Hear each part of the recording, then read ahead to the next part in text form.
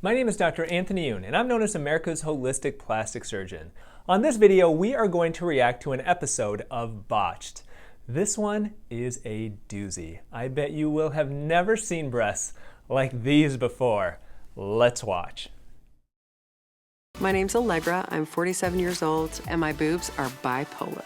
I've got the good girl and then the diva who doesn't want to do a damn thing. I am at 4,600 cc's. I actually have 20 plus pounds of weight vest on, but it's the cutest weight vest you've ever worn, I promise.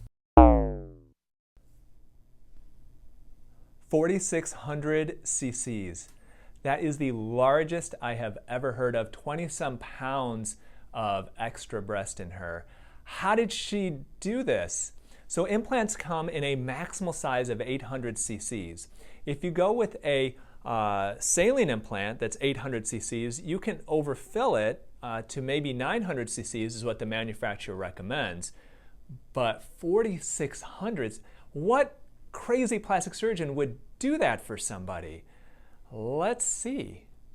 At the age of 33, I got my first breast implants, and they were 800 cc's. But I was getting that boob greed. It's very common for women who have breast implant surgery to wish they had gone a little bit bigger. Maybe 50 cc's bigger, maybe 100 cc's at times. But to go from 800 to 4,600 is a whole other story. I think about the weight, 20-some pounds that she has to carry around with her every day. When we do breast reduction surgery, we may take off a pound off of each side sometimes, and that makes a huge difference in many women's back, neck, and shoulder pain. But 4,600 cc's on each side, that is a ton of weight to be carrying around. I wanted to be, fuller, bigger, and I found a website where men that wanted to financially support women that wanted implants would buy picture sets, request certain things for a certain dollar amount, and the site would cut the check to the doctor.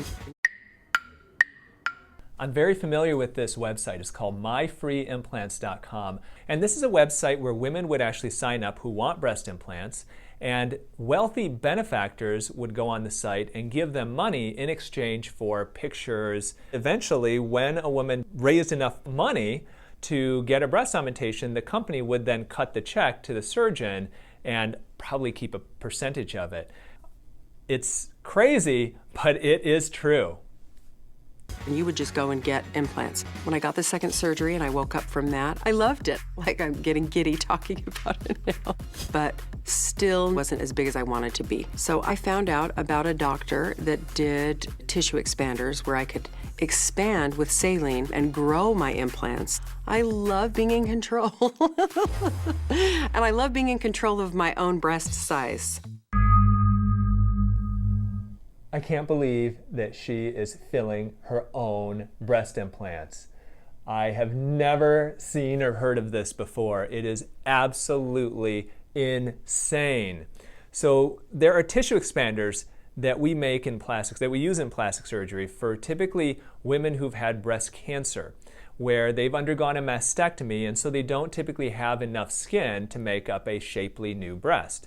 So we put essentially a partially filled breast implant into the surgical area, and then over the span of several months gradually fill that implant with saline. And what that does is it then stretches the skin gradually to create essentially a new breast. And then for a patient to inject herself with saline, this is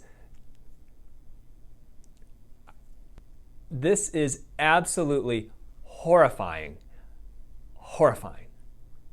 My husband now, Dyson, always fantasized about a wife who had huge breasts. God, those are beautiful. Are they? I'm really excited to see the doctors. And I wanted to cast my breasts and take it to them. Even these are heavy. Wow, I can hear the ocean in here. My wife's breasts are bigger than my head, and I have a big head. Well, on the flip side, it is nice to see that the two of them appear to have a good, loving relationship. And but still, wow, it's just that what she is doing is definitely physically self-destructive to her body, because her breasts will never be the same after this, and you can't reverse what is happening to them. Oh my God. Isn't that great? Hold on, can I see it for a minute? Absolutely. Please. That is craziness. Oh my God. How do I look? You wear them well. Wait, hold on. Okay, ready? I've always wanted a Golden Globe, and now I have 2 of them. I've gotten a lot of gifts from patients over the years, from bottles of wine to chocolate to even sporting event tickets. But I have never gotten a golden mold of a woman's bust given to me. The closest I've gotten to that was I did get a mug shaped like a breast with a nipple on the end that you're supposed to drink out of. I've never drank out of it before, but that's the closest I've gotten to this. What made you want to go bigger? I just wanted more. So you went into another doctor. I did. I said, ultimately, I'd love to have 2,000 cc's. Wow. And he said, the most I think I can do is 1,700. We have a term for doctors who put more than twice the recommended volume in a breast implant pocket. They are called insane. I have another word for it, unethical.